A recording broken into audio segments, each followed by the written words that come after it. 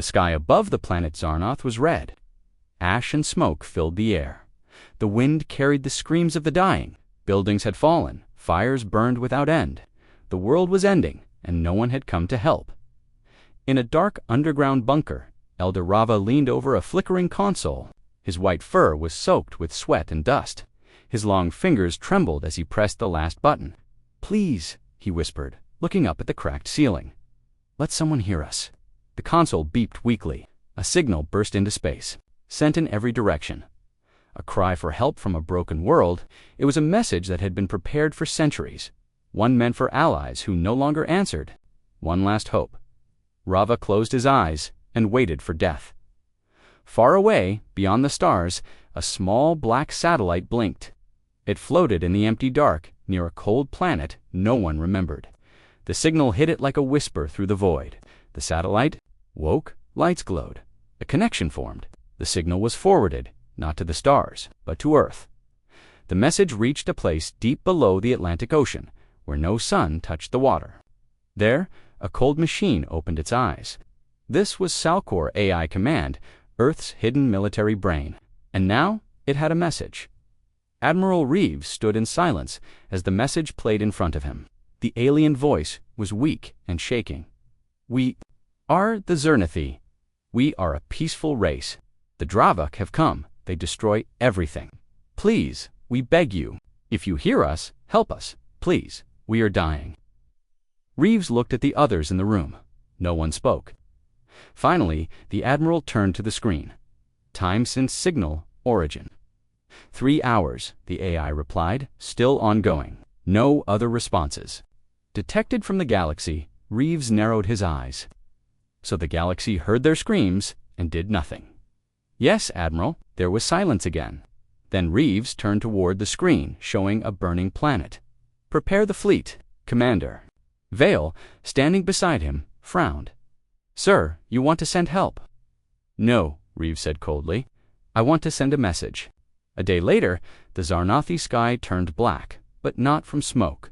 Hundreds of ships, sleek and sharp, appeared without sound. Their metal hulls reflected fire and ruin.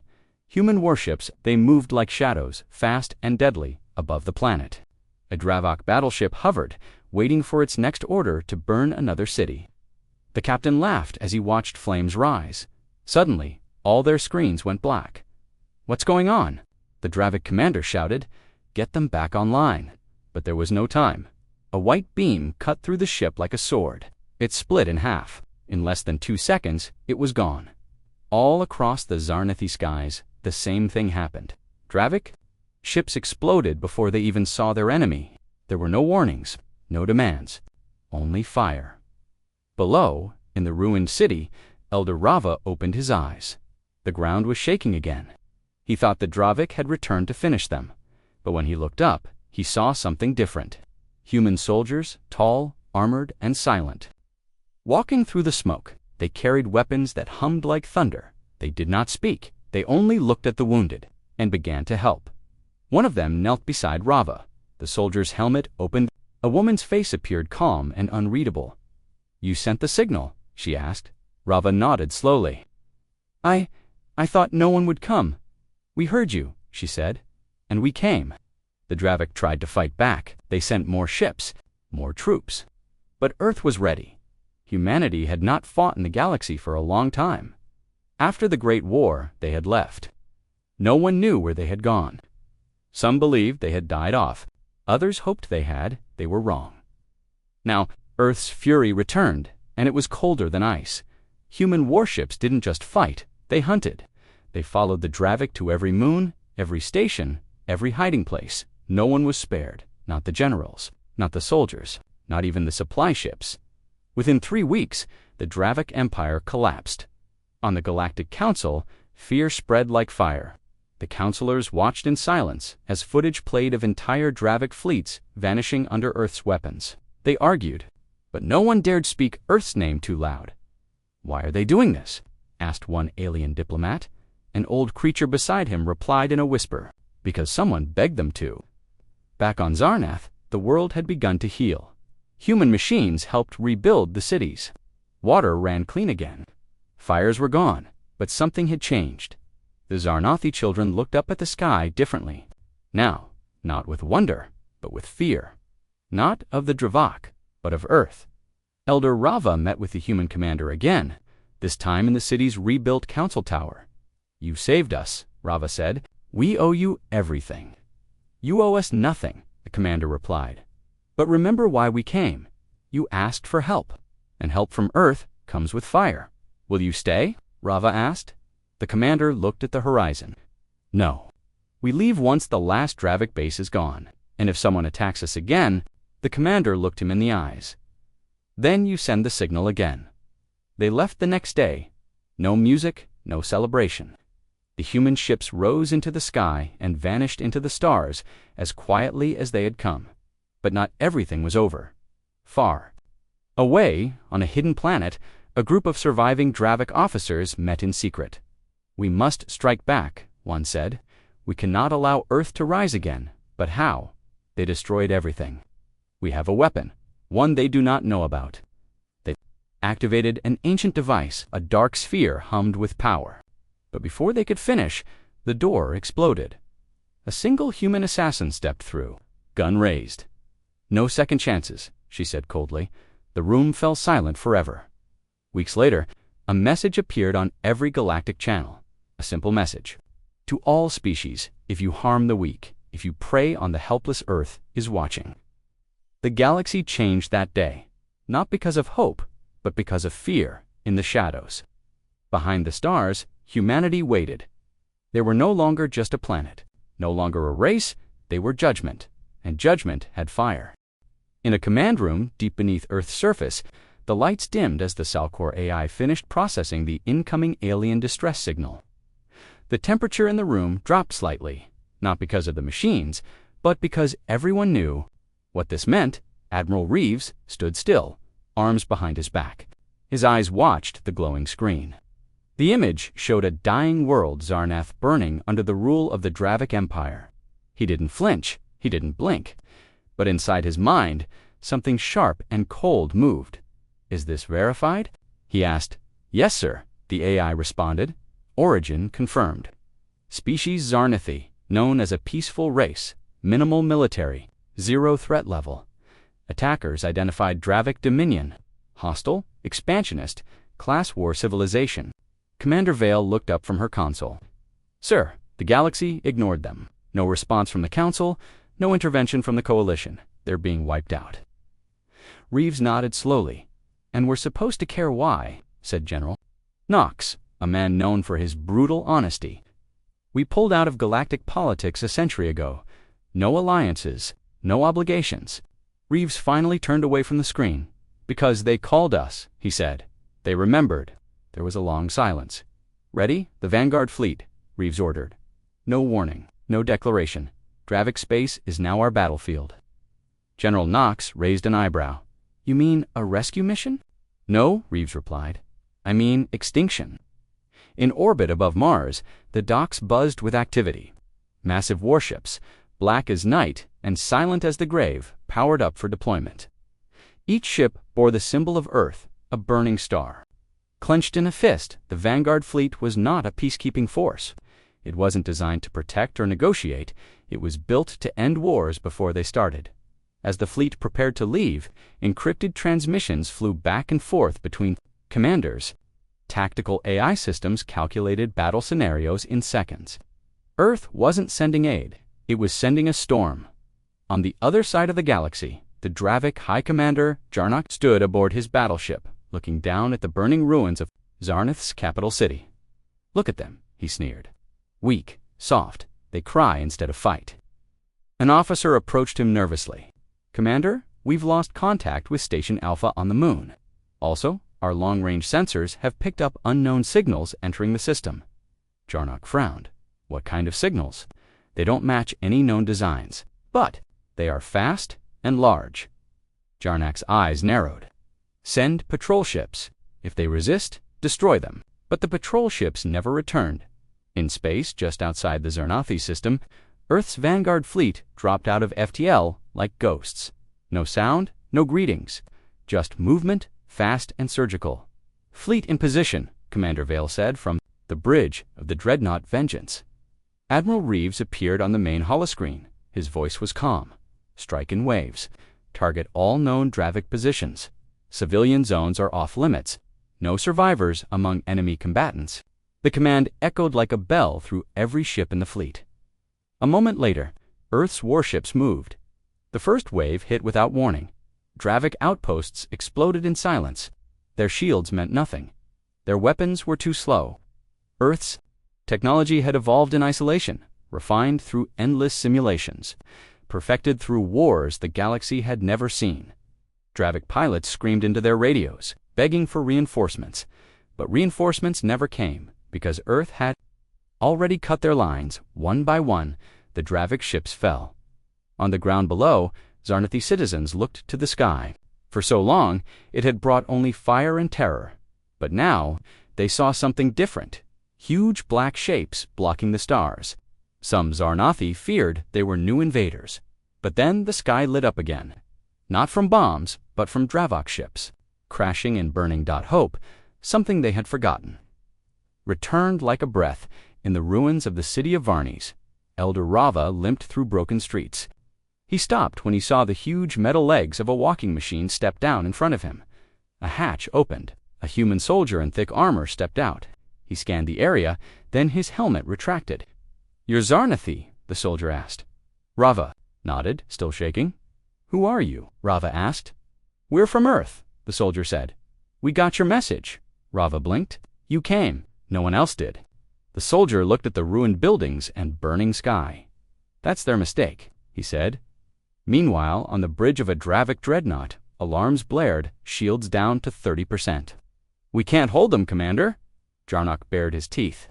"We are the Dravik. We are conquerors. We do not run." But even as he shouted, another human beam sliced through his fleet.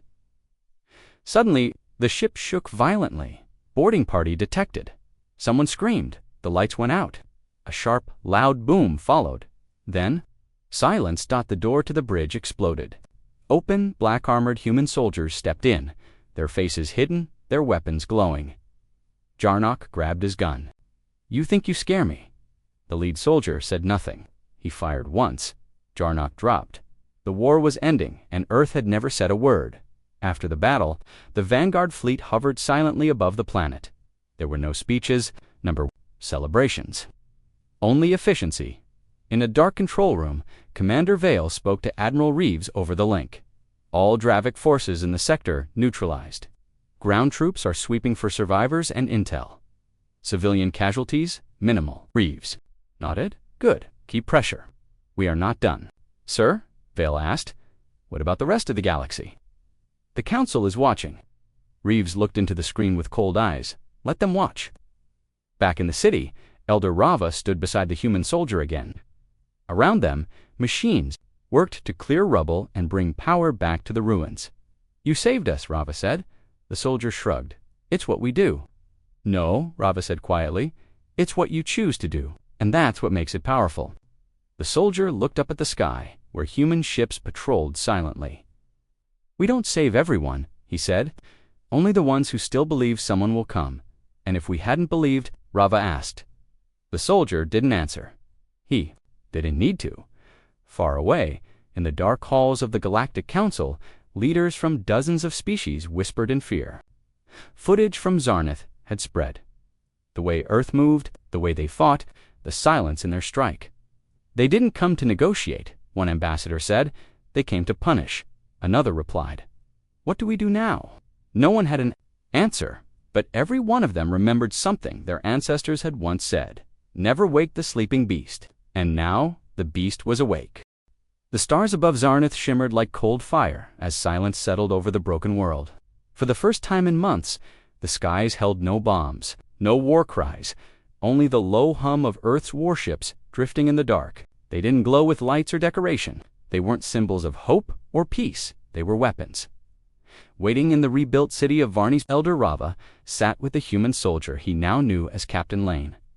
The two drank from steaming cups of nutrient broth while a quiet breeze passed through the cracked windows. "You didn't ask for payment," Rava said softly, "or land or control. You came and burned them all." Captain Lane stared into his cup. "We didn't come for rewards," he said. "We came because your message reached the one place others hoped it never would." "Earth," Rava said, with a slow nod. Lane looked up, his voice low. "You were lucky. A lot of species begged for help before you. Earth never heard them. Or chose not to. What made us different?" Lane leaned back in his chair. "We used to be like you, before the galaxy forgot us, or tried to." Outside, the air trembled. A deep rumble passed through the ground. It was not Thunderfar. Above the surface, Earth's Judicator-class dreadnought, Hammerfall, released its secondary fleet. Hundreds of smaller ships poured from its hangars, each with precision programming and a mission. The target was the nearby Dravik command station orbiting a black star. The humans had tracked the last command signals from the Dravik Empire. One place remained a fortress in the stars known as Karnak. It was a place no species dared to approach before. Now Earth was sending warships right through its heart. Inside Karnak base, Commander Reth of the Dravik stood at a long control panel. He was larger than most Dravik, covered in metal scales and decorated armor. He had survived a dozen wars. He had burned planets with his own hands. But now, even he felt something cold. "They wiped out our entire force at Zarnith," said one of his officers, panicking. "We had 70 ships. They didn't lose one." "Enough," Reth roared. "Who are they?" The room fell silent. One junior officer whispered, "They're from Earth." Reth blinked, his jaw tightening. "Earth, I've heard that name. I thought they vanished." "They didn't," the officer replied. "They just stopped talking." Reth turned to the star map. "Then let's make them talk. Ready? The orbital cannons. Activate the void shield. If Earth wants a war—" He never finished the sentence. The first strike came not from the front, but from behind. A human stealth cruiser had slipped through Karnak's blind spot, cloaked from sensors, and placed explosive drones along its engine ring. The explosion shook the entire base. Reth staggered. "What was that?" Before anyone could respond, Earth's main fleet dropped from FTL. They didn't send a message. They didn't ask for surrender. They opened fire. Down on Zarnith, the ground lit up with fire once again. Elder Rava and Captain Lane stood outside, watching streaks of light shoot into the sky as human ships launched in formation. "They're not stopping," Rava said. "No," Lane replied. "They won't stop until the Dravik are no longer a threat." "Is that justice?" Rava asked. Lane didn't answer. "Not right away. We tried peace once," he said. "We built alliances, treaties, trade routes. Then we were betrayed. Humanity learned something the hard way. Mercy without protection is suicide." Rava's long ears lowered. "Then is this protection?" "This," Lane said quietly, "is warning." Inside Karnak base, chaos spread like fire. Earth's attack patterns made no sense to the Dravik commanders. Their tactics were unpredictable, brutal, and fast. One officer screamed into a comms unit, "They're inside the station. How did they get in?" Before the words finished, a door exploded open. Human soldiers in dark exo-armor swept in. Their weapons fired pulses of white light, cutting through metal and flesh. They didn't speak. They didn't hesitate. They moved. Like machines, but they were all too human. Commander Reth fired his personal blaster, striking one of them in the chest. The soldier dropped, and then stood again. The armor cracked. The human inside removed his helmet. A scarred man with steel-gray eyes. "We told you." A single shot echoed. Hours later, Admiral Reeves stood aboard Vengeance, watching as Karnak base exploded in the distance. It burned without sound in the vacuum of space. "Status?" he asked. "All Dravik bases within the system are destroyed. No known survivors," Commander Vale reported. "We've received silence from the remaining Dravik colonies. No movement, no response." "Good," Reeves said. "They've learned. Do we return now?" she asked. "No," he said, eyes still locked on the burning station. "We wait. For what?" "For the rest of the galaxy to understand." Back on Zarnith, children played again. The sky was clear. Food was being grown. Water stations had returned. Life, for the first time in years, was returning to normal. But under the peace was something else. Something no one dared say aloud. Fear not of the Dravik, but of Earth. In the rebuilt council chamber, Elder Rava stood before a group of Zarnithi leaders. "They saved us," one said. "We owe them everything." "They protected us," said another, "but at what cost?" Rava looked out the window. Human patrol ships moved silently through the clouds. "We called for help," he said. They answered. "Do you trust them?" someone asked. Rava paused. "I trust what they showed us," he said. "And I trust that no one will dare hurt us again, not while Earth watches." In a quiet space stationed near Earth, a private room held a single screen, a wide galactic map, glowing with light. Red markers blinked across Dravic territories. One by one, they went dark as human fleets completed their missions. A single line of words appeared beneath the map: "Mercy delivered. Message received." Then the lights dimmed, and Earth waited again. High above the remains of Zarnoth, Earth's warships floated like shadows across the stars. They had no bright colors, no waving flags, only steel and silence. The battles were over. The Dravic forces had been destroyed, but the humans had not left. And the galaxy had begun to notice. On the planet Vorthon, far from Zarnath, the Galactic Council held an emergency meeting. The chamber buzzed with voices, some shouting, some whispering, most afraid they destroyed an entire Dravak fleet in seconds. Did anyone even know Earth still existed? They ignored every treaty, every law. Who do they answer to? A tall, blue-skinned counselor slammed his fist on the table. Earth answers to no one, and that is the danger. The room fell quiet at the far end of the table. An old Sarnathi counselor stood. His voice was soft but heavy with meaning. They were quiet for 100 years. The galaxy pushed them out, mocked them, ignored their warnings, and now they are no longer asking for peace. He looked around the chamber. They're giving ultimatums. No one argued back on Zarnath. Elder Rava stood outside a shelter, watching the sky. Earth's ships were still there, silent, still. They hadn't left. They hadn't even said goodbye. Captain Lane walked up beside him. "You're waiting," Lane said. "For what?" Rava asked. Lane gave a small shrug. "Most think when the battle ends, the soldiers go home." "Is that not true?" Rava asked. "Not for us," Lane said. "We don't just end wars. We prevent them from starting again." Rava looked at the human soldier's face. It was calm to calm, not empty, but locked. "Your people are strange," Rava said quietly. Lane gave a small smile. "We learned the hard way." Meanwhile, on a cold moon orbiting the ruined Dravic homeworld, a hidden station came online. Inside, 5 surviving Dravic warlords stood around a dark table. They were scarred, burned, humiliated. Their empire had fallen, but they had one last hope. "This is not over," one of them said. "Earth will leave. When they do, we strike again." "With what army?" another spat. They destroyed everything. Not everything. A screen lit up behind them. On it, a design, something ancient, something banned long ago by even the Dravak themselves. The Star Reaper, a planet killer, half machine, half living horror. "We finish what we started," the warlord said, his voice cold. "We don't kill Zarnoth, we kill Earth." Back on Zarnoth, Earth's intelligence systems were already tracking hidden signals. One strange energy burst had been detected from a moon. The AI flagged it instantly. Admiral Reeves stood in the command center aboard Vengeance. The signal pulsed on a holographic map. "Confirmation?" he asked. "Yes, Admiral," the AI replied. "The Dravic have activated a deep code relic. Weapon class, planetary annihilator, objective unknown." Stared at the map, double quotes, "No. We mow the objective."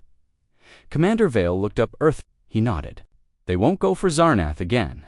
They're trying to provoke us to hit our home, to finish what their ancestors started." Vale's jaw tightened. "Then we don't wait."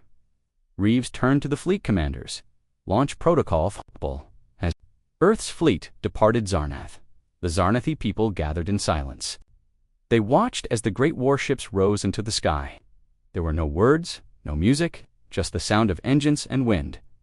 Captain Lane stood before Elder Rava.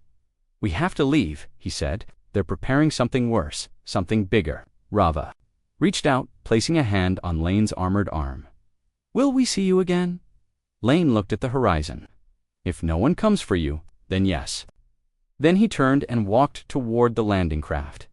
The humans left the same way they came, quietly, swiftly, like a storm that had passed in deep space. Earth's fleet moved faster than any other known species could follow, but they didn't come to hide, they came to destroy. They arrived above the Dravik moon station within minutes, but what they saw made even Earth's commanders pause. The station had grown, expanded with dark tendrils of living metal. A massive central core pulsed like a heart. The Star Reaper had awakened. Admiral Reeves gave the order. All ships engage. The sky exploded with light. Earth's warships struck hard. The Dravik weapons fired back faster and stronger than expected. The Star Reaper twisted and fought, lashing out with beams and gravity spikes. One Earth vessel was hit, destroyed instantly. Inside the command bridge, Commander Vale frowned. This thing, it's adapting to our attacks. Good, Reeves said calmly. So will we. He pressed a button across the fleet. The second wave began. Earth's newer weapons activated weapons never used before. Planet-buster torpedoes, AI-controlled plasma swarms, and phase disruptor cannons. The Star Reaper howled. Its core cracked, and then it exploded. A wave of light raced across space, followed by silence. The last of the Dravik died screaming. Back on Earth, news spread slowly. The public didn't cheer. There were no celebrations. Instead, there was understanding. The galaxy had changed. And Earth was no longer in the shadows. A week later, the Galactic Council received a message. It was short text only to the Galactic Council. You watched Zarnath burn. You did nothing. Earth did what you would not. Let this be your final warning. Do not let history repeat itself, because next time we won't wait for a signal. The message ended. No reply was sent. No one dared, far from the Council worlds. In a quiet valley on Zarnath, children played again under blue skies. The grass grew back. The rivers ran clear. Life had returned, but the people remembered what had come from the sky. Not monsters, not angels, but humans. And when their signal was heard, Earth answered with fire and fury. The planet Zarnath was quiet again. Rebuilt streets were full of soft voices. Children chased one another under clean skies. Birds returned to sing in places that had once echoed with screams. Life, after so much death, had begun to grow again. Peace was not the same as comfort. Every Zarnathi who looked up at the sky now remembered the ship's Earth's silent fleet, watching from above like gods with steel hearts. They had come, destroyed the enemy, and left behind more than ashes. They left behind fear. Not because of what Earth did, but because of what Earth could do next. In the Galactic Council's great chamber, fear had taken root. Representatives from dozens of species sat in tense silence. The room was large and gold-colored, shaped like a circle. It had been built for peace. Today, it held panic. We must talk to Earth, a reptilian leader hissed. They must return to the Council. They ignored our authority, another barked. They destroyed a race in weeks. No trial, no questions. They did what we all feared to do, said a voice from the back, and they won. Murmurs spread. No one dared speak too loudly. An old Sarnathi ambassador stood. His eyes were pale, his voice shook. When the Dravik burned Zarnath, we sent thoughts, prayers, messages. He pointed at the large hologram above the center table, showing Earth's fleet floating over the ruins of a Dravik. Moon, Earth, sent fire. On Earth, deep beneath the surface, in a secure command complex, Admiral Reeves stood before a massive digital screen. Commander Vale entered behind him. We've finished sweeping Dravik territory, she said. No remaining command ships, no resistance. The Star Reaper was their last weapon. Reeves didn't respond at first. His eyes were on a live data feed showing over a dozen planets now free of Dravik control. But their people were silent. No joy, no celebration. Vale stepped closer. Sir, we've done what we came to do. What now? Reeves finally spoke. We wait. For what? She asked for the galaxy to realize we're not asking permission anymore. In the outer reaches of the neutral zone, near a world called Thaven, a small colony received a strange visitor. A ship, unmarked, shaped like a broken star, landed in the sand without warning. Out stepped a man. He wore black armor, old and scarred. On his shoulder was a mark not seen in 100 years, a human war sigil from the old Earth War. The Thavan guards raised their weapons. "Who are you?" The man raised both hands. "I'm not here to fight. I'm here to warn you." "Warn? US of what?" "Something's coming, and it's not human." The message from Thavan reached Earth within hours. AI systems flagged the unknown ship, the man's armor, and the old war symbol.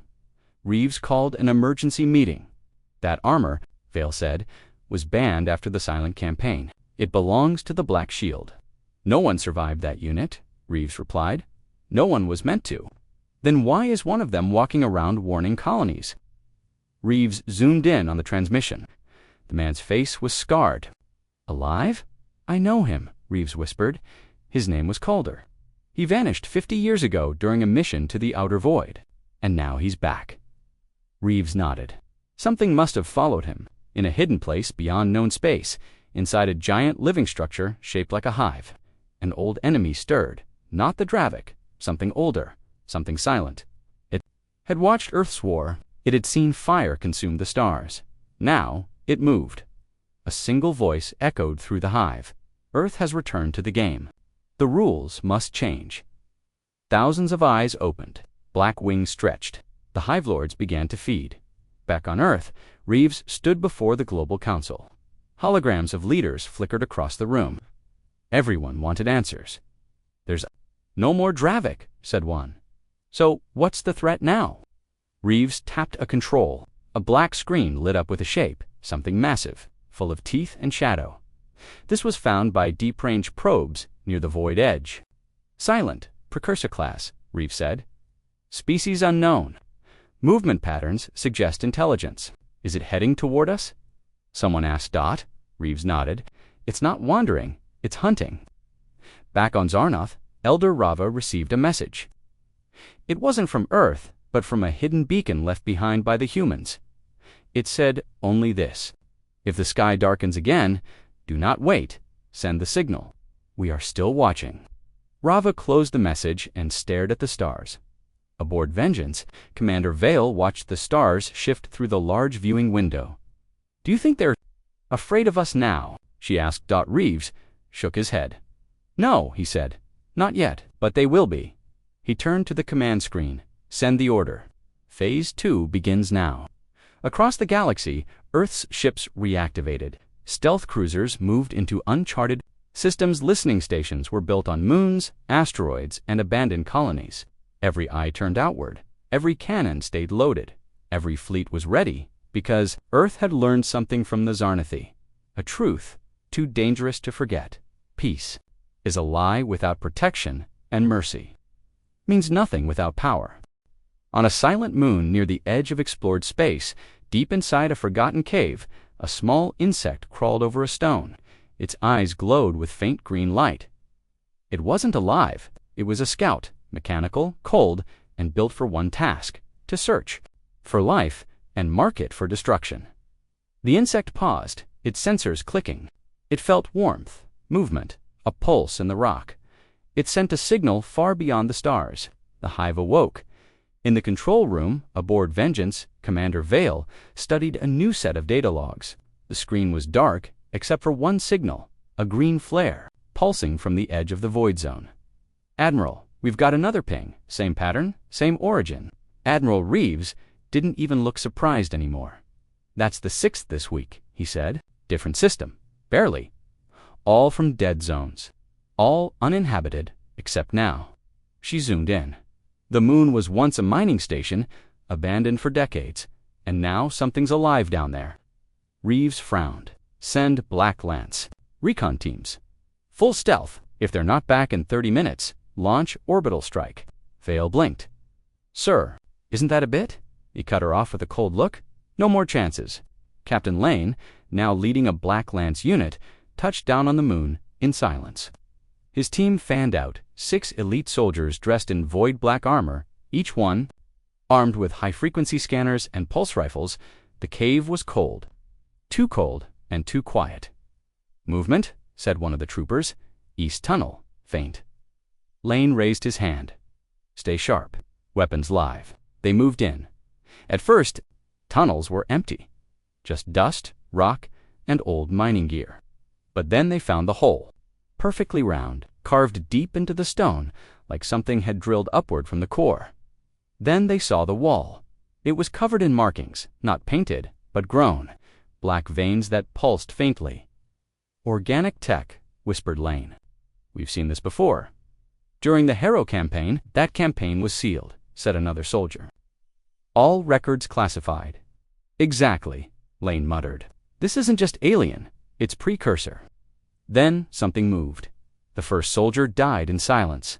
A shape blurred through the shadows, fast and cold.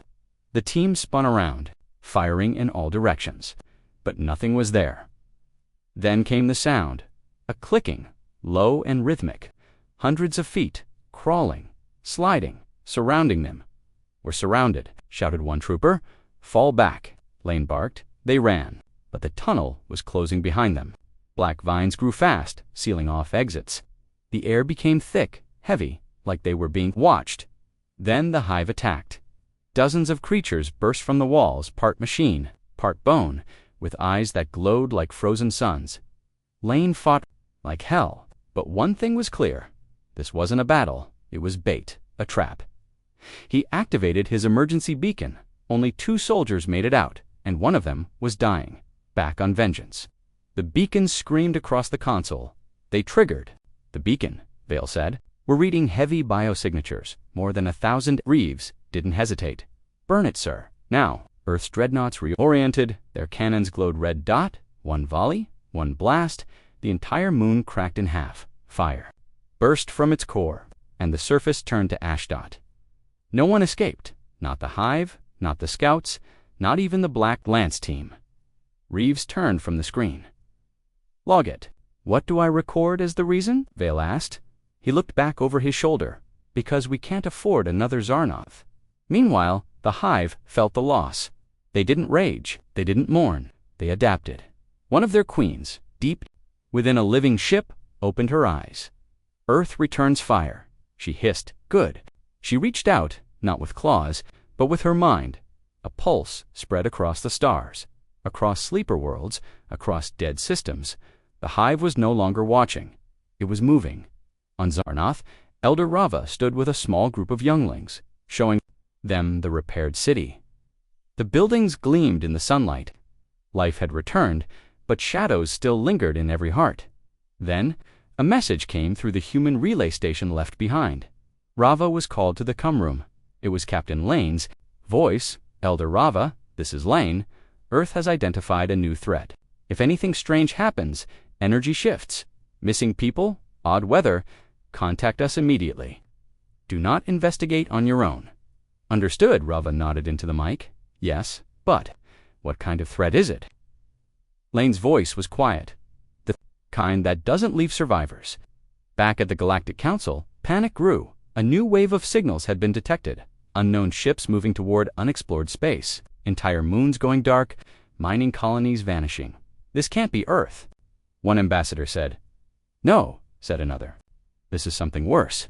An image flickered on the screen. Grainy low-resolution footage from a lost probe. It showed one thing, a hive, ship the size of a moon. One word flashed below it. RAWAKONREs stood alone in the observatory above.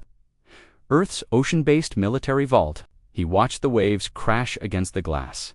Commander Vale entered. "Sir, the Council is requesting cooperation." "Let them request," Reeves said. "They're scared. They should be." Vale paused. "What if the hive reaches them?" First, Reeves looked at the stars. "Then they'll finally understand why Earth doesn't ask any more." Across the stars, Earth's secret weapon began to move. Not a ship, not a cannon, but a group of people trained for one thing: extermination, the Omega. Protocol had been activated, and, at its heart, was Earth's deadliest truth. When others run, humanity advances. The hive thought it was ancient. It had no idea what it had awakened. The stars over the planet Thalos dimmed as something massive passed between the sun and sky. For a moment, the people thought it was an eclipse. Then the sky began to rain acid, and by the time the first screams reached the surface, it was already too late. Above the planet, a hive bioship as large as a city had locked into orbit. It didn't fire weapons. It didn't announce its presence. It simply began to eat. The hive didn't invade like armies, they consumed, like disease. Across the galaxy, panic spread. More than a dozen small colonies had gone dark in just 2 weeks. Entire moons were missing. Not just destroyed, erased. Satellite feeds showed black fog covering planets, followed by complete silence in the Galactic Council chambers. Diplomats screamed over one another. They've returned. The precursors. The hive is what Earth warned us about. An Uronian ambassador pounded the table. Where is Earth now? Where is their fleet? The old Sarnathi counselor stood again. His voice was soft as always. Earth is already moving. Inside a hidden asteroid field near hive-controlled space, Earth's elite warship Nemesis drifted in silence. It carried no flags, no beacon. Its surface was black as space itself. Inside, Captain Lane stood before a tactical map. Red lights blinked across hive-controlled systems. New ones appeared every hour. Commander Vale appeared on the screen. "We lost Thalos," she reported. 3 million lives. Gone. They didn't even resist, just silence. Lane didn't. Blink, and Earth. "All fleets are in position," she said, "but the hive is moving too fast. We need a new plan." Lane narrowed his eyes. "No, we need to give them a reason to slow down." Meanwhile, in the ruins of a hive moon, a lone human scout drone activated, its single red eye scanned the wreckage. Dead trees, melted stone. No life, but beneath the surface. Something moved. The hive had learned. They were building underground now, adapting to Earth's weapons. When the drone tried to send data, it was grabbed, pulled into the darkness. It sent only one word before. Going dark, evolved. Back on Vengeance, Admiral Reeves stared at the signal from the lost drone. His face was hard. "We waited too long," he muttered. "The hive is learning faster than before." Commander Vale stood beside him. "Then we strike now?" "No," Reeves said. "Not yet. This isn't about destroying them. It's about showing the galaxy who's next if they stay quiet." Vale blinked. "You're going to make it public?" He nodded. The hive attacks in silence. Let's answer with thunder. An hour later, the galaxy received a broadcast. Not from the Council, from Earth. The screen showed AdmiralReeves.com and Cold standing in front of a burning hive corpse. "To all sentient species," he said, "you ignored the warning signs. You hoped the monsters in the dark would eat someone else. But now they are here, and they do not care about your laws." He stepped aside. Behind him, Earth soldiers dropped. Something from a dropship, the carcass of a hive queen, split open by a rail cannon blast. "Earth is not asking for allies," Reeves continued. "We're offering a choice. Stand behind us, or get out of the way." The message ended. It played on every major planet across the galaxy, including hive space, inside a hive command node. A queen watched the broadcast with interest. She made no sound. Her eyes shimmered with thought. Earth had revealed itself, but so had its pattern. They strike fast, they strike hard, but they leave survivors. The queen hissed. Mistake elsewhere. Captain Lane's strike team prepared for a drop mission. Their target, Hive Node Zeta, a command center buried beneath a dead world. As Lane checked his armor, a young soldier stepped forward. "Sir, is this a rescue?" "No," Lane replied. "This is a message." He looked around at his team.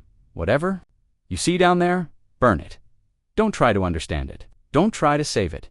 If it moves, if it pulses, if it breathes, end it." The team nodded. The drop began. The planet's surface was soft, organic, like walking on muscle. The air smelled like rotten oil and blood. Lane's boots squished with every step. "This isn't a planet anymore," one trooper muttered. "It's a living weapon." They advanced through twisted tunnels grown from bone and metal. Screams echoed in the walls, not of pain, but memory. Victims trapped in sound. The deeper they went, the hotter it got. Until they reached the core, it wasn't a machine, it was a brain. Massive, pulsing, alive, and knew they were there. The hive awoke. Creatures exploded from the walls. Not like before, these were faster, stronger, mutated from previous hive-human encounters. They had copied armor, adapted human tactics, even mimicked voices. One trooper screamed as a creature copied his face mid-battle. Lane roared, blasting it apart. "Set the charges," he shouted. "They planted the cores! 1 minute, time to go!" But the hive wasn't going to let them escape. Lane looked at his second-in-command, a soldier named Carr. "I'll hold them. Get the rest out." Carr shook his head. "Sir, that's an order." Lane raised his rifle and turned toward the swarm. He didn't run. He didn't beg. He pulled the trigger and smiled. "You wanted to meet humanity." He grinned. "Now you've got us." The tunnel collapsed in fire. From orbit, Earth's ship saw the explosion bloom like a sun. "Node Zeta, destroyed," a technician said quietly. Vale bowed her head. He knew it was a one-way trip. Reeves stared at the screen. They all do. Then he turned to the fleet map. "Prepare the second wave." The hive screamed. Their queens wailed. They had never been hit like this. Not by fire, not by fury. And now they realized Tele Turth wasn't just defending itself, it was hunting. The galaxy burned not from war, not from weapons, but from silence. Hive forces moved without warning, attacking colonies, moons, and outposts. They didn't demand surrender. They didn't talk. They consumed. And still, many worlds hoped Earth would fight for them again. But Earth was already fighting. They just didn't advertise it anymore. Inside, Earth's high command buried beneath the oceans of the Pacific, Admiral Reeves stood before a massive holomap. Systems blinked red across a growing sector. Hive expansion was spreading like infection. Commander Vale stepped in. "Losses are rising," she said. 5 more colonies gone.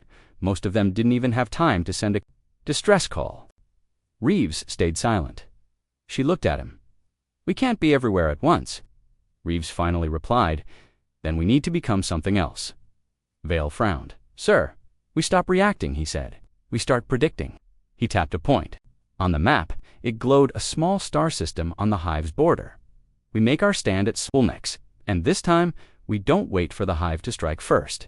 Across the galaxy, rumors of Earth's growing power spread like fire in dark cantinas and council halls. Species whispered stories. Earth glassed a hive moon in 3 minutes. They're building a weapon that eats stars. They have soldiers who can't die. Most of it wasn't true, but the fear it caused, that was very real, and Earth knew it. They didn't correct the rumors. They fed them because fear was sometimes stronger than fire. In orbit around Solenix, Earth's 3rd Tactical Fleet began deploying. Captain Duran stepped off the command shuttle, breathing in recycled air as he walked into his command room aboard the dreadnought Hellstorm. A young officer approached. "Sir, why are we here? This system's worthless. No resources, no life." "That's why," Duran replied. "It's the perfect bait." He looked out at the empty stars. "And the hive loves easy prey." Meanwhile, in hive space, a queen known only as Slothrix spoke into the minds of her spawn. "Earth believes in control," she hissed. "In order, in pride. We are chaos. We are the flood. They will break." Her children screamed back in reply. But far above them, a single black drone floated, watching, recording built by Earth, shaped like bone, designed to mimic hive tech. It returned to the Vengeance within hours and brought with it a message. "Hive, Queen Slothrix is leading the next wave. Target, Solon-X. Admiral Reeves smiled. Good, let her come." Days passed, then the hive arrived. It wasn't a fleet. It was a swarm, thousands of living ships, flying together like insects with a single brain. Earth's fleet didn't run. They were ready as the hive entered the system. A deep voice echoed across open comms. "This is Earth Fleet Commander Duran, to the hive. We have been waiting." The hive ships answered with plasma and acid dot. The battle began. In space, it looked like chaos, but to Earth's commanders, it was a perfect trap as hive forces swarmed forward. Earth's ships pulled back, not in fear, but into position. They led the enemy toward the central planet. Slothrix watched from her biothrone. How predictable. But then she saw it. The planet below wasn't a world. It was metal, a disguised weapon station, the orbital Killforge, powered by a stolen hive core. Its surface opened and it fired. The first blast cut through 3 hive queens and dozens of warships. The second wave was worse. Humanity had learned how to fight the hive by using the hive's own weapons against them. Slothrix screamed, but her signal was already blocked. Earth's jamming tech activated, silencing the hive's hive-mind connection. Ships turned clumsy. Coordination broke. Earth's fleet charged forward, no longer bait. Now hunters dot on the ground. A single elite Earth unit was deployed. Omega Squad, their job: kill the Queen. Captain Mace led them through the smoking jungle of Moon, following psychic trace signals. His armor was scarred from 3 previous hive campaigns, but his eyes were cold, focused. "No mistakes," he said. "No fear," a soldier asked. "Sir, what do we do if she's too strong?" Mace smiled. "Then we die loud." They reached the hive's landing crater. The air shimmered with psychic pressure. The Hive Queen stood above her guards, huge and pulsing with power. Slothrix turned to them, eyes like stars gone cold. "You are nothing." Mace raised his rifle. "We're human," and opened fire. The fight lasted 8 minutes. 2 Omega soldiers died. The rest kept going. Slothrix unleashed hive beasts, swarms of mind blades, and memory echoes designed to break the mind. None of it worked, because humans had something that Hive still didn't understand. Mace reached the Queen. His armor was cracked. His gun was empty. So he pulled a blade and climbed her back. She screamed, but he roared louder and drove the blade through her skull. From orbit, Earth forces saw the hive swarm break apart, like insects without a queen. They scattered, confused, terrified. Earth's ships chased them down. No mercy, no escape by nightfall. Solanex was clear. Not one hive ship remained. On Earth, Reeves received the final report. Hive Queen eliminated. Swarm destroyed. Earth victorious. He closed the file and looked out at the ocean. "Now they know," he whispered. Vale stood beside him. "They won't stop." "No," he agreed. "But neither will we." Across the galaxy, for the first time in known history, the hive retreated. Worlds that once feared Earth now lit their skies with signals of gratitude. They didn't call them invaders anymore. They called them something else. Guardians, but Earth didn't care for titles. They weren't in it for fame. They were building something, a wall of fire, and the message behind that wall was clear. If you bring death, Earth brings something worse. The hive was wounded. Their queens were dying. Their ships no longer moved as one. They had never known fear, not until they met Earth, but now fear had become their constant companion. So they ran, not in surrender, but in survival. Hive fleets vanished into the dark parts of the galaxy, uncharted voids, ancient black holes, and frozen systems where no life should exist. But Earth followed. Not with noise, not with fleets, with silence and death in the cold reaches of the galaxy's edge. Beyond even the Council's maps, a single Earth scout ship drifted through space. It was silent, painted black, nearly invisible. Inside, Lieutenant Reza watched a blinking dot on her screen. "There," she whispered, the AI voice replied. "Target system, unknown. No recorded entry since First Galactic Age." She leaned forward. "Then we'll be the first." The ship vanished into warp. Meanwhile, deep in hive space, the last High Queen gathered her surviving minds. Her voice trembled with rage. Earth should not have followed. Earth should have been broken. One of her children replied, "They are not like the others. They burn and do not stop." The Queen hissed. "Then we do what no hive has done before." She turned toward the core. "We awakened the deep god, back on Earth." Admiral Reeves stood before the United Earth Council, a rare meeting. A map hovered behind him, nearly half of it now marked as hive-infected space, but another half was read, "Reclaimed Worlds." Freed systems, places where life had returned. "The hive is breaking," Reeves said. "Their leadership is shattered. Their coordination is collapsing. But they are retreating," one counselor said. "Why not let them go?" Reeves' eyes darkened. "Because cornered animals are the most dangerous." Lieutenant Reza's scout ship exited warp near a dead planet. The world looked hollow, cracked open like an egg. The signal was stronger now, and as the ship scanned the surface, a strange reading appeared. Structures, massive, organic, pulsing slowly. "It's a hive graveyard," she said softly. Thousands of hive bodies lay frozen in time, stored in great pits, not dead, sleeping. She activated the relay beacon. "Message to command." "I've found a resurrection zone, and it's waking up." Then her ship exploded. A hive spore mine had latched onto her hull during warp. She died in silence, but not before the message was sent. Admiral Reeves stood over the message feed. "They're not dying," he said. "They're evolving." Commander Vale approached. "Orders." He spoke without emotion. "We glassed the entire sector. Earth's Omega Armada moved swiftly. No warnings. No diplomacy. 100 dreadnoughts surrounded the hive resurrection zone. The countdown began, and then fire. The entire system went white as plasma torpedoes and kinetic warheads rained from above. The hive screamed, not with mouths, but with mind pain so strong it echoed across space. One by one, their minds went silent, until only the Queen remained.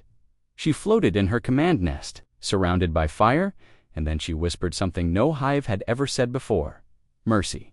But no answer came, because Earth no longer spoke in words. Only action at the edge of a collapsing star. The hive's final gambit began. Their ancient god, a being born before stars, hidden in a black cage of bone, opened one eye. It saw the universe, it saw Earth, and it began to move. The deep god was not like the hive. It did not crawl, it did not fly. It consumed time, and it was heading straight for Sol. On Earth, the alarms went off. Not red, not yellow, not black. The signal meant one thing: existence-level threat detected. Admiral. Reeves sat alone in his chamber. This was what he had feared. Not a war, but a force so powerful even war became pointless. Vale entered, pale and shaking. "We have minutes," he nodded. "Then we do what humans always do. Run," he smiled. "Fight anyway." Earth's defenses activated. Not the ships, not the satellites. The Ark Protocol. All civilian life was moved. Underground, all power was rerouted to planetary shields. And at the center of it all, Earth's last weapon stood ready: Project Ragnarok. A sunspear, a cannon that didn't fire metal or plasma, but a star's core, compressed and unleashed. No one had tested it, because there had never been a target big enough, until now. As the deep god approached, stars around it began to die. Time slowed. Ships froze in place. Some went mad before they could even fire. But Earth held, because Earth had prepared for this long ago. The spear-charged Reeves stood before the final trigger. He looked at Vale. "You ready?" She didn't hesitate. "Let's light the universe." He pressed the command. The sunspear fired. The beam traveled faster than thought, slicing through the void like a divine blade. It hit the deep god. The stars shook, and the sky screamed. For 5 seconds, nothing moved. Then the hive mind fractured completely, forever. Without their god, they collapsed, and Earth. Earth stood, burned but alive. Across the galaxy, billions watched as the feed reached every system. They saw Earth unleash its last weapon. They saw the hive vanish, and they understood a new truth. Earth was not just a world, it was a warning. On Zarnath, Elder Rava sat by the river with his granddaughter. "Is it over?" she asked. He looked up at the stars. "I think." "The worst part is," she smiled. "Did the humans win?" Rava thought for a moment. "No," he said softly. "They survived, and made sure others did too." She tilted her head. "Isn't that winning?" Rava smiled back. "Maybe. For humans, maybe it is." The wreck of the deep god drifted at the edge of Sol system like a broken mountain of bone. Its black shell was cracked, glowing with slow blue embers where Earth's sunspear had burned straight through its heart. All around it, fragments of hive flesh and frozen time glass floated in silence. But inside Earth's orbit, life continued. Civilian transports crossed the sky, shipyards hummed, the seas rolled over hidden bunkers, while families gathered on rooftops just to see the clean night stars again. Humanity had won a war no one else had dared to fight, yet almost nobody cheered. Instead, they spoke in quiet voices, grateful and careful, as if loud celebration might wake another monster in the dark, far beneath the Pacific. In the round command room of Salcor headquarters, Admiral Reeves stood before a panoramic display. Every reclaimed system pulsed green. Every hive-marked sector flickered gray. Only 2 dots still glowed crimson scattered. Pockets of mind spawn that had not yet understood the hive was finished. Commander Vale stepped beside him. Her eyes were tired, but bright. "Cleanup teams report minor resistance," she said. "Nothing larger than a skirmish." "Good," Reeves answered. "We end this while they're still confused." He tapped a control pad. A fleet route lit up. "Task Force Ember will sweep the last nests," he said. After that full demobilization, Vale raised an eyebrow. "The Council expects us to occupy every freed world." Reeves shook his head. "Occupation breeds fear. Fear breeds the next war. We show presence, not chains." Outside the glass, a new sunrise pushed gold across the ocean surface. Vale allowed herself a slow, deep breath. "So we finally rest." Reeves's mouth twitched almost a smile. "Humans never rest. We just choose where to stand next." On Zarnoth, the rebuilt capital shone like polished stone. Trees planted by Earth's botanical teams now bore green fruit. Irrigation pipes hissed under neat streets. And laughter echoed in open markets that had once been piles of ash. Elder Rava walked with his granddaughter, Lyra, along the river quay. She held a wooden toy starship painted black, like the ones that had saved them. "Grandfather," she asked, "will the hive come back?" Rava watched the sky. Earth cargo craft passed overhead, white contrails fading in soft curls. "No," he answered gently. "They lost their queens. Without queens, they scatter." Lyra hugged his leg. "Then why do Earth soldiers still guard our gates?" Rava knelt to meet her eyes. "Because the galaxy remembers slow," he said, "and evil learns fast. Earth stays until memory is strong." A chime rang from the small wrist beacon Earth had given him. A message scrolled across the screen. "High priority broadcast Redeemer protocol concluded." Rava exhaled. "It is ending. Little one, peace is coming." "Real peace," she whispered. "Real enough," he said, though he wasn't sure what that meant anymore. Inside the great dome of the Galactic Council on Vorthon, leaders of 40 worlds gathered beneath shimmering light panels. The hall felt smaller, now less certain, more fragile. At the center podium stood Ambassador Kerr of Earth, a quiet woman with gray hair and calm hands. She spoke plainly. "Earth announces the immediate stand-down of Omega Armada. Our fleets return to defensive positions in Sol, Luna, and Terran protectorates. Remaining hive fragments will be eliminated within 2 lunar cycles." A reptilian delegate tapped a desk microphone. "And after that, who polices the void?" Kerr looked around the chamber. "All of us or none of us. Earth is prepared to share sensor nets, medical aid, and reconstruction crews. But we will not govern worlds that are not ours." A thin blue-skinned envoy leaned in. "Some worlds may invite you." Fear still lingers. Kerr's voice hardened, yet stayed soft. "Fear fades faster than freedom. Let it." The room buzzed. Some delegates relaxed. Others worried Earth would leave a vacuum. But deep down, they all understood humanity had pulled them back from the edge, and humanity was still deciding what came next. 3 days later, Task Force Ember snapped into warp over the planet Lang, last known hive nest. Captain Darrenhoot had baited the swarm at Solon. X commanded the flagship Hellstorm. As soon as they arrived, his scanners lit red.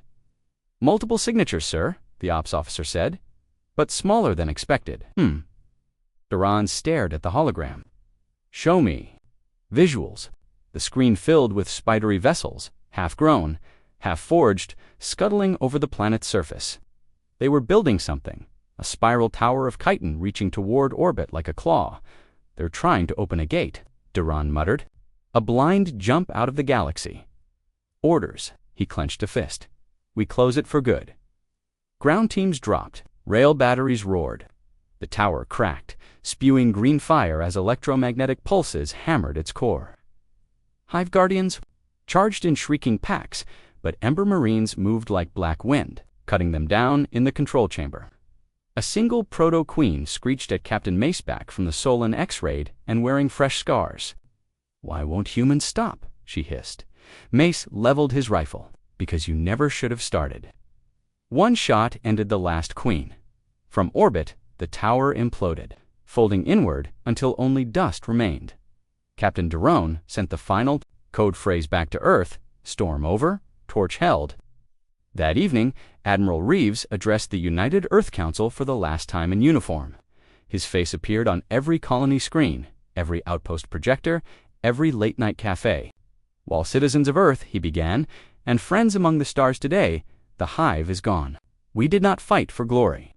We fought because someone cried for help and no one else would answer. Remember that cry? Remember that silence? And remember what broke it. He paused, eyes shining but firm. Humans are not saviors. We are not monsters. We are simply people who learned that mercy needs teeth. Across the Sol system, crowds fell quiet. Families held each other. Some wept, some saluted. All listened. Reeves ended with one line. If darkness rises again, let the universe know. Earth is still awake. Months passed. Refugee fleets docked at Terran aid stations. Engineers rebuilt shattered moons. Earth scientists shared vaccine vaults, crop seeds, power arrays. And slowly, fear turned into cautious trust. On Zarnath, Lyra attended her first day of open sky school. She learned arithmetic, star names, and a new anthem sung in 2 languages, Zarnathi and Terran. At recess, she launched her wooden starship. Across bright grass, laughing when it skidded, Elder Rava watched her from a bench. The sun warmed his fur. A shadow moved beside him, Captain Lane, now posted as liaison officer without armor. She seems happy, Lane said. Rava nodded. She dreams of exploring, not hiding. Lane smiled gently. That means we did something right. They sat in easy silence until Rava asked, "Will you leave soon?" One day, Lane answered, "When you're strong enough not to need us." Rava looked at the horizon. "Stay as long as you wish. But know this: if another cry echoes in the dark, we will answer to. We learned from you." Lane's smile widened. Then humanity gained allies worth fighting for. Far away, among the drifting bones of the deep god, automated Terran drones carved memorial runes into cold stone. Here fell the devourer. May the stars stand free. They planted beacon lights so passing vessels would remember the universe had changed there forever. A single shuttle arrived, carrying Admiral Reeves, Commander Vale, and Ambassador Kerr. They floated before the carved words in silence. Kerr finally whispered, "What now?" Reeves stared at the infinite sky. "Now we go home." Vale tilted her head. "And after home, Reeves said, we keep watching, quietly, patiently, because heroes forget, tyrants plan, and children dream. We stand guard so the children can keep dreaming." The 3 turned back toward the shuttle. Engines hummed, gliding them away from the grave of a god. Behind them, the memorial lights pulsed steady, hopeful, bright. Somewhere in a distant, uncharted sector, a lonely probe detected the lights and logged Earth's final message. It sent a ripple through cosmic dust and faded stars. If you bring mercy, you may pass. If you bring fear, remember the fire. The ripple drifted into darkness. Carrying a simple truth, humanity had come when a dying species begged for help, had answered with fire and fury. And now, in the quiet after the storm, humanity would answer with something even stronger: watchful peace. The stars kept shining, the children kept dreaming, and Earth kept the torch.